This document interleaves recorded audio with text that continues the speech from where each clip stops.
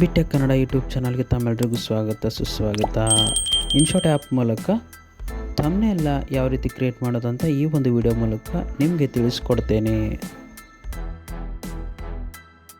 First photos ಮೇಲೆ click ಮಾಡಿದ ತಕ್ಷಣ ನ್ಯೂ ಮೇಲೆ ಕ್ಲಿಕ್ ಮಾಡಿ, ಅದಾದ ನಂತರ ಒಂದು ಬ್ಲ್ಯಾಂಕ್ ಫೋಟೋನ ಅಂದರೆ ಬ್ಯಾಕ್ಗ್ರೌಂಡನ್ನ ನೀವು ಸೆಲೆಕ್ಟ್ ಮಾಡ್ಕೋಬೇಕಾಗುತ್ತೆ.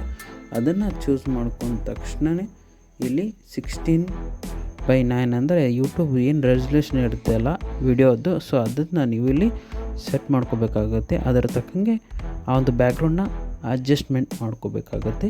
ನೆಕ್ಸ್ಟ್ ಏನಿದೆ ಅಂತ ಮುಂದಿನ ಪಾರ್ಟು, ಹಾಗೆ ನಾನು ಯಾವ ರೀತಿ ಒಂದು ಆ್ಯಪಲ್ಲಿ ಸೊ ನಿಮಗೆ ಮಾರ್ಕ್ ಮಾಡಿ ತೋರಿಸ್ತೀನಿ, ಅದನ್ನು ನೀವು ಆ ರೀತಿ ಮಾಡಿದರೆ ಸಾಕು. ಯೂಟ್ಯೂಬ್ ಥಂಬ್ನೇಲ್ನ ಇಲ್ಲಿ ಇನ್ಶಾಟ್ ಆ್ಯಪಲ್ಲಿ ಸಹಿತ ನಾವು ಮಾಡ್ಬೋದು.